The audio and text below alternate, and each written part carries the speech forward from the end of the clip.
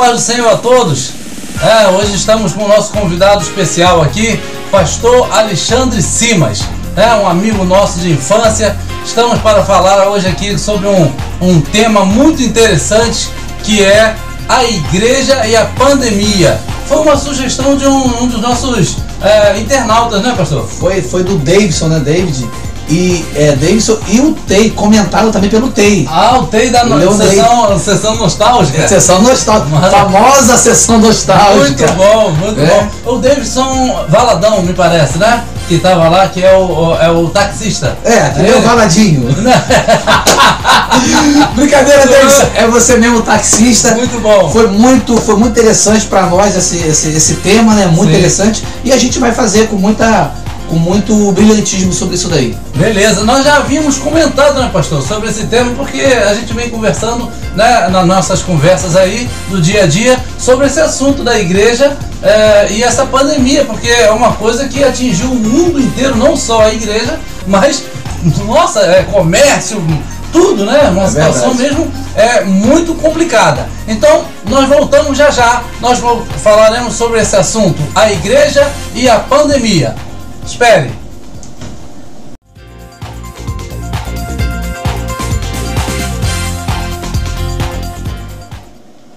Quase que a gente faz. Direto. Vai embora. Eu ri por causa disso. É ruim? Tá. Vamos lá, sério? Vamos retornar agora.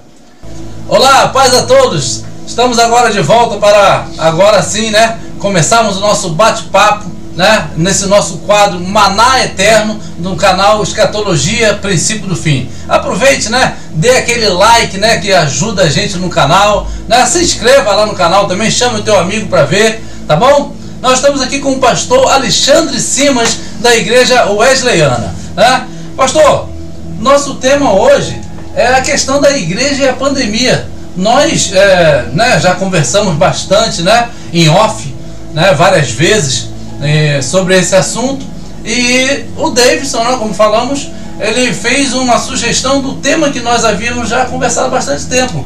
E a igreja e a pandemia, como nós podemos ver a situação da igreja e a pandemia aí? Esse tema, na verdade, é muito importante pelo que a gente vem passando e que, pastor, ninguém esperava. Ninguém esperava, o mundo não estava preparado, ninguém. Foi de um negócio assim, de um dia para o outro fechou tudo e foi aquela coisa que a gente, talvez as outras nações que estavam passando já por isso antes de nós, já saberiam, já sabendo da situação, a gravidade. Que nós enfrentaríamos. Que nós não sabíamos até então. Todo mundo estava em festa, era como nos dias de Noé. Casava-se e dava-se em casamento. Poxa, então tava assim, de repente, aquela situação toda. Bom, pastor, eu vejo aqui o seguinte, que primeiro que ninguém esperava aquilo que a gente já conversou e vem conversando, o mundo foi pego de surpresa com a Covid-19, né? Então a gente não estava esperando, de fato, uma coisa dessa aconteceu de um dia para outro, fecha tudo. Então, e isso serve até como termômetro, de certa forma, para a gente tirar as pessoas com aquela mentalidade de que o evangelho é um evangelho Nutella, é um evangelho mimimi, é um evangelho de luxo, que pode tudo e de prosperidade. Então vem uma pandemia como essa, que não pode ter doença, que não pode conquistar, que não pode prosperar.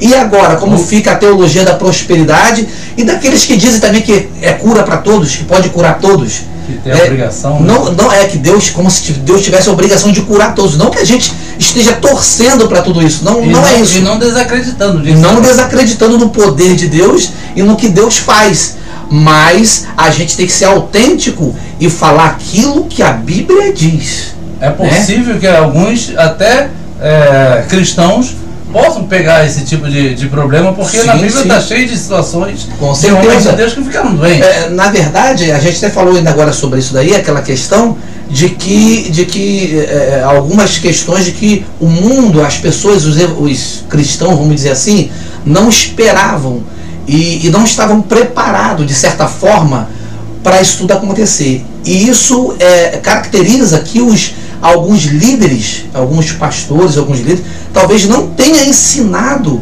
um verdadeiro evangelho que a Bíblia declara ser. Que é viver num momento desse. Que é viver num momento de dificuldade. Estamos proibidos de estar nos reunindo. Né? A gente pode colocar aí, ó, Jesus foi procurado como bebê, para ser morto. Os apóstolos morreram de forma...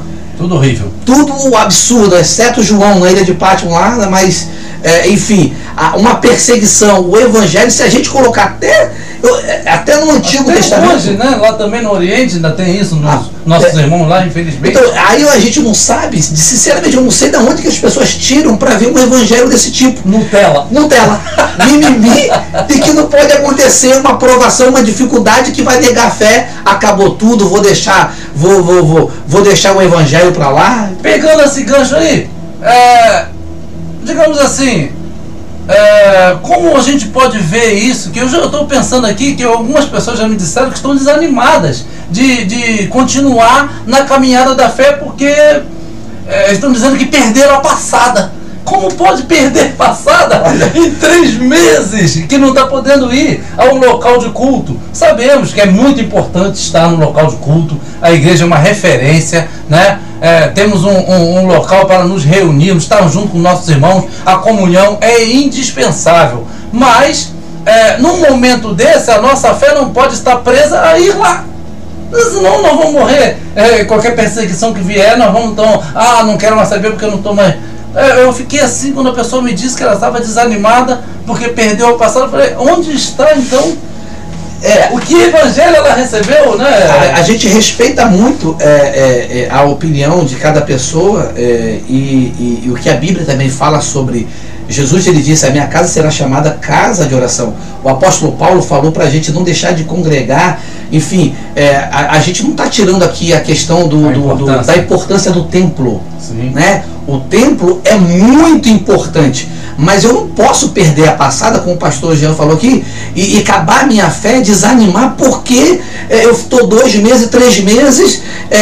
Aí o que diremos das pessoas que estão passando perseguição, os irmãos, né, que não podem congregar e que não podem também participar da ceia? Porque também tem aqueles que acham, não estou tomando ceia, acabou minha fé. Acabou tudo. Perdi esse mês na ceia. Olha, perdeu. E a gente vê que não é bem assim, né, pastor? Não é bem assim. Infelizmente, como você havia falado no começo, um evangelho Nutella. Porque tem que se dizer que vamos passar por situações difíceis, sim. Porque é a realidade da vida. É a realidade. Ou ninguém na sua família, ou você mesmo, nunca ficou doente, ou nunca teve uma dificuldade. E aí como fica a sua cabeça quando você só ouve de lá que você só vai ter vitória, sem luta, que não é mencionada a luta, só vai ter bênção, só prosperidade, só ganho, só posso todas as coisas no sentido de beleza, de show de bola, mas posso todas as coisas, todas, tanto boas quanto ruins. E aí agora vem uma coisa ruim e a pessoa diz, desanimei. É verdade. A gente tem que compreender e saber diferenciar entre o padrão de Deus estabelecido para nós, entre o padrão de Deus estabelecido, e o viés da permissividade. O que eu estou querendo dizer com isso? Por exemplo, a gente é normal, para aqueles que entendem, a gente está no templo, a gente está ceando, a gente está comungando, né? É normal, mas se não puder, isso é uma permissividade divina. Eu não posso me desesperar e perder minha fé e acabar toda a minha aliança com Deus por causa de uma permissão divina que eu estou atravessando, que eu estou passando.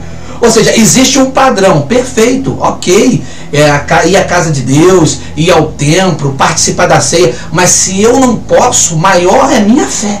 Exatamente. Maior a minha fé, minha aliança. Porque nós somos o templo, né? Porque nós somos o templo.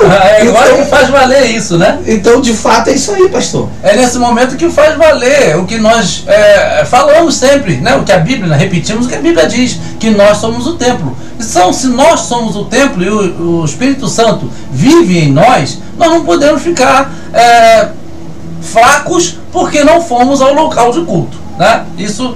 Então, em cima disso tudo, vem uma pergunta: será que essa pandemia ela esfriou a fé da pessoa ou ela acabou mostrando que a pessoa não estava aquilo tudo que ela pensava que estava?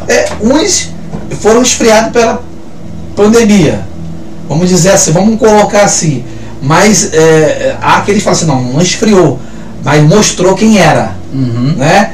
Tem Então, as duas óticas, né? tem as duas óticas. Pode ser que alguns realmente estavam aliançados numa atividade espiritual e foram esfriados porque não perseveraram, ou então olharam para um outro lado, perderam a sua aí diga-se, a sua passada, aí entra a passada, né? Perderam, ok.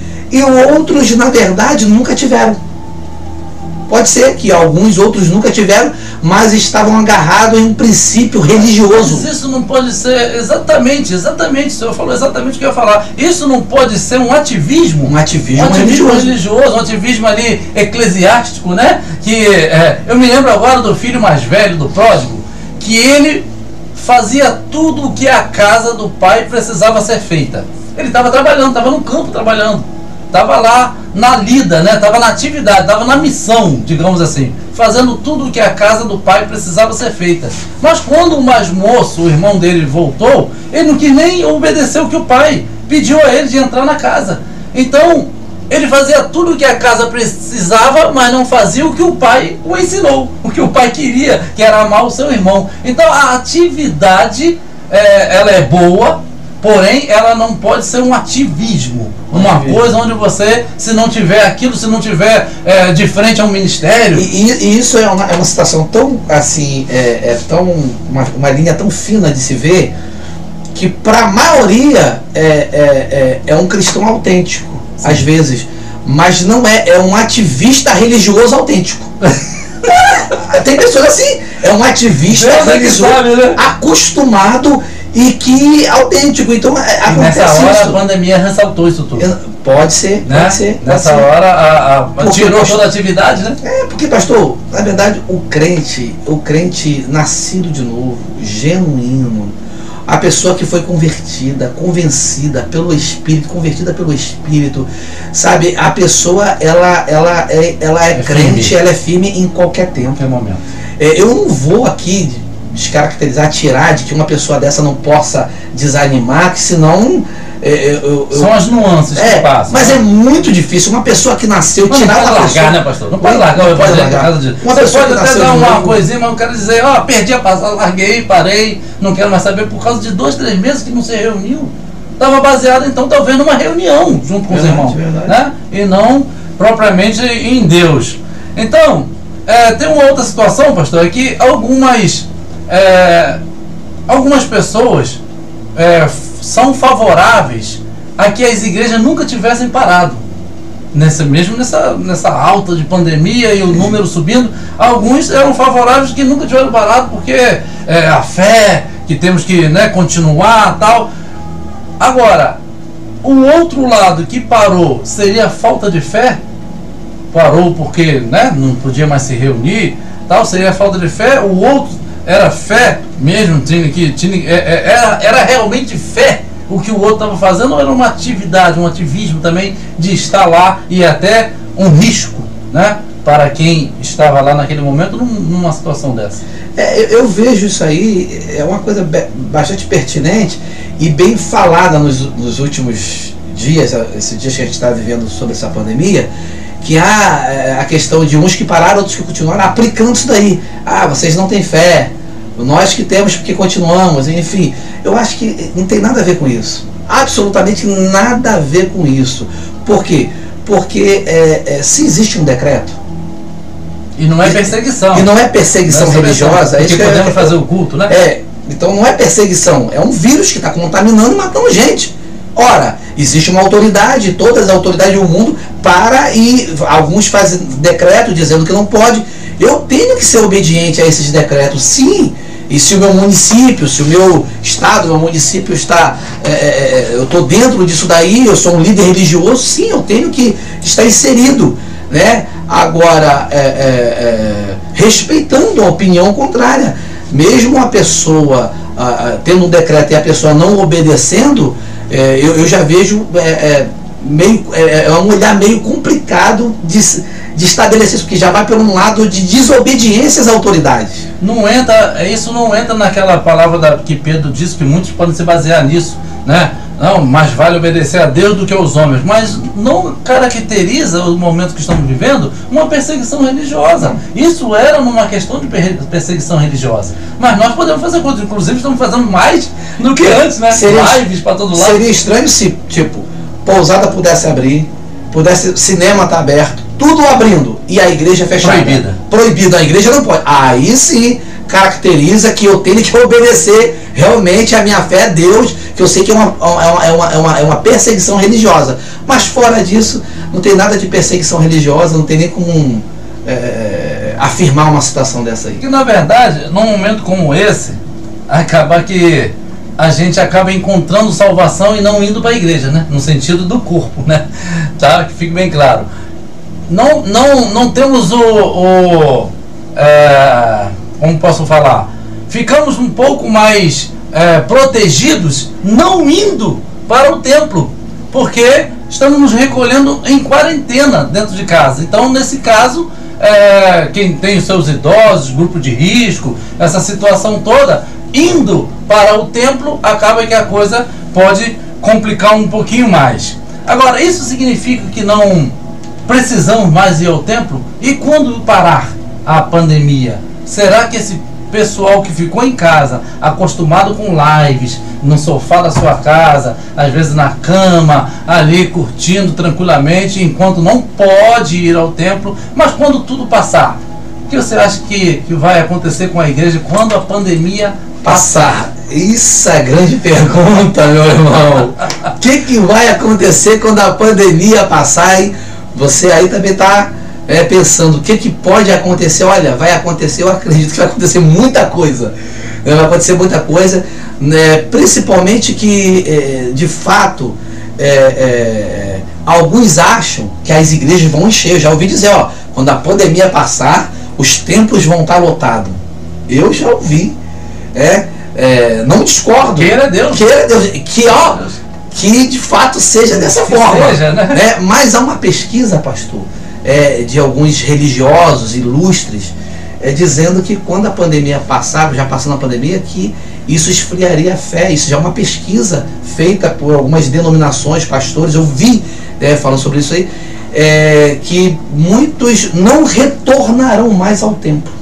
Mas isso significa dizer, na mente desses que não retornarão ao templo, é uma outra questão aqui, de que eles vão pensar que eles desanimaram da fé, ou eles vão pensar, não preciso mais ir lá? Qual é o ponto? Eu acho que os dois, aplicaria os dois. Uns que desanimaram, enfraqueceram e não retornaram porque por N motivo, né?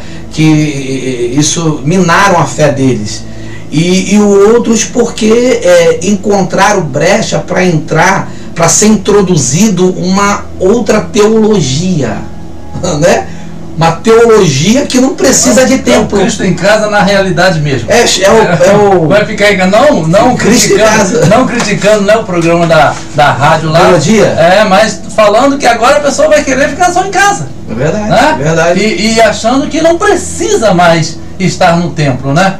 E de certa forma não há realmente, pastor, colocando aqui como nós já conversamos anteriormente, sabemos que nós temos que estar firmes independente de estar lá, mas quando não podemos estar lá, quando podemos estar lá, a gente se apoia, né, no escritor aos Hebreus, que diz que a gente não deve deixar de congregar, né? Seja junto com seus irmãos, seja na igreja, seja em algum local, você congregue, esteja junto na comunhão com os seus irmãos. O problema é que a gente acaba se isolando, sendo só um membro comum. E um membro comum, ele não é igreja, ele é só um membro do corpo, e que ele corre um sério risco de estar separado do corpo, dele gangrenar. Porque quando você corta um membro, corta um dedo e deixa ele lá separado do corpo, ele vai apodrecer, porque ele é só um membro. Agora, quando ele está junto ao corpo, ele é igreja, ele é corpo de Cristo. Verdade, pastor. Eu fiz até aqui, analisando algumas observações sobre o efeito da pandemia, né? O efeito da pandemia que é aquilo que a gente está, tudo a ver com aquilo que a gente tem falado aqui, né? No quadro Maná Eterno, né? E eu vejo o seguinte, na verdade, o efeito da pandemia tem provocado, sabia, pastor, que a maior desavença familiar e separações tem acontecido agora, como nunca antes. Ficou muito junto. Aí vem a minha pergunta. Era assim, ó, até que a morte nos separe. Agora tá até que a pandemia nos separe. Ou seja, ficou junto. Ou seja, será que era de fato não havia já um problema naquele relacionamento? As brigas aumentaram, as separações, os divórcios aumentaram, por causa da pandemia, porque o homem, agora a mulher fica dentro de casa. Como que pode isso? Mas não é até que a morte nos separa, não é? E não é a pessoa amada? Não é a amada, não é? E isso tem se alastrado de É claro brigas. Que pode, né, pastor? Sabemos que pode ocasionar mais problemas estando tanto tempo mais juntos. Mas isso tudo é motivo, né, para então há alguma coisa aí nesse relacionamento. E pasme, isso até eu estou falando isso no nosso meio religiosos. Religiosos. É melhor colocar assim, religiosos. Então que isso tenha acontecido. Então a gente vê essas divergências, como o pastor colocou aqui, o templo, a pessoa fazendo um templo, talismã, né, que é importante, mas eu não posso perder a questão da minha família. A minha família, independente da pandemia, eu tenho que ter um amor, um sentimento. Não pode uma pandemia vir e fazer dividir a minha família. Então, outra coisa que nós vemos aqui é a situação também financeira, pastor, das igrejas. Que isso veio alarmar agora. Muitos pastores e muitos líderes com dificuldade. Não estou falando aqui por nenhuma denominação específica, mas estou falando aqui em geral. O que as igrejas estão passando por dificuldade financeira. Aluguel, né? Algumas que pagam aluguel por causa da pandemia, porque não tiveram reserva, pastor. Aquilo que o governo federal está dando para os nossos, para os 600 ou 300 para a população, a gente talvez, uma opinião minha aqui, não denominacional, mas a denominação tinha que ter uma reserva, um fundo, porque aquilo para ajudar, porque o que é técnico e o que é possível é para a gente fazer, mas o milagre e a fé só Deus faz. Né? Tudo bem. Agora, eu acho que as denominações sérias, as denominações deveriam repensar e ver isso daí. A questão de ter, para ajudar um pastor, ajudar um membro de igreja, ter uma reserva, um fundo, e não ficar desesperado. Porque nessa situação toda, pastor, pode correr o risco, não podemos aqui taxar, afirmar nada disso, mas estamos conversando num papo aqui muito interessante, pode correr o risco de haver a necessidade, o interesse de voltar a congregar, talvez por essa necessidade, pela necessidade financeira, e não só pela outra necessidade de almas e tudo mais, mas a necessidade financeira pode falar alto nessa hora, porque não houve planejamento, não houve, essa situação aí. Não falando contra, mas aí acaba fazendo com que o líder religioso, ele acaba fazendo até o culto dele com o objetivo de trazer as ofertas. Porque ele também tem que comer, temos que entender isso. Claro, também, nós entendemos. Não estamos criticando aqui essa situação. Não estamos criticando de forma nenhuma, mas falta de... colocando a situação da falta de planejamento. Que é falta de... Eu complemento aqui, falta de planejamento da denominação, da religião, para poder isso não acontecer mais. Ter uma reserva, um fundo religioso, porque senão tem que se pensar mais na frente. O que pode acontecer. O que pode vir, então temos que estar preparados. Maravilha. Então, esse é um assunto realmente muito, muito interessante, porque a maior preocupação do cristão nesse momento é ele olhar para si, porque Deus já conhece a cada um de nós. Ele olhar para si e falar: o que a pandemia fez comigo? O que a pandemia me mostrou? Como eu estou diante de Deus nessa pandemia? Cada um agora deve se analisar, nós mesmos. Eu mesmo me analisei, me analiso, porque quem não se analisa, ele não está preparado para responder para si mesmo algumas questões. Então, a pessoa precisa pensar: como eu estou? Eu estou mesmo interessado em voltar a congregar? E se estou, por quê? Qual é a motivação?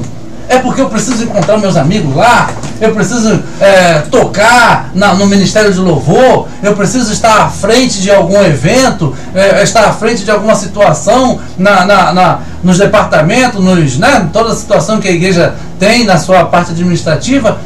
É isso que eu estou sentindo falta? A motivação do coração. Exatamente. Né? Qual é a motivação do seu coração de estar congregando? Do meu coração, dos nossos corações, de estar no templo, de estar fazendo a obra de Cristo, ou público ou em particular, qual é a motivação? Na verdade, isso está atrelado, tudo isso que nós estamos falando aqui, está atrelado a uma pessoa nascida de novo, convertida, transformada pelo poder de Deus, né, mudada, que entendeu de fato o evangelho genuíno e verdadeiro, que ela não comeu um evangelho, aquilo que deram e aquela primeira impressão de um evangelho, um romantismo, um evangelicalismo, um romantismo ficou dentro dela. Ela entendeu o evangelho de Cristo. Isso é muito importante para nós. Eu costumo pensar sobre isso aí, pastor, que a Bíblia, a palavra do Senhor, ela é alimento para nós, né? Então eu costumo dizer que às vezes em alguns púlpitos o que acontece é que se abre a palavra, que é alimento, se lê a palavra, que é alimento, apesar de que a palavra não volta vazia, mas há uma necessidade de explicar a palavra, né? Como lá o Filipe, que o Espírito Santo mandou Filipe até o eunuco e explicar a ele que ele não estava entendendo. Então há uma necessidade de explanar a palavra. E quando você lê a palavra, que deveria ser alimento e é alimento, mas você fala de outra coisa, fala de um evangelho que não é o evangelho verdadeiro, eu costumo dizer que aquele alimento só solta o cheiro. Para a pessoa, e cheiro não alimenta. Cheiro dá mais fome. Então a pessoa ouve aquilo ali, sente o cheiro, pensa que está alimentado, mas quando passa os dias que vem a prova, ela não tem força em si, não tem os nutrientes em si para mantê-la de pé. Isso aí. Num momento desse, por exemplo, né, que nós deveríamos ser os mesmos.